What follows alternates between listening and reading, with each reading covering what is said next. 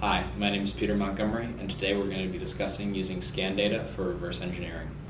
Reverse engineering is the process of scanning a part and using that scan data to actually create parametric CAD models. In order to do this, we actually will take that scan data, use our DesignX software, which I'm going to demonstrate, and pull real geometric data, which we can then use to create extrusions and other CAD features. So as we can see here, I've brought in my scan data. What I'm then going to do is create a few reference planes to position the part and allow me to start extracting some of the curves from what I've scanned.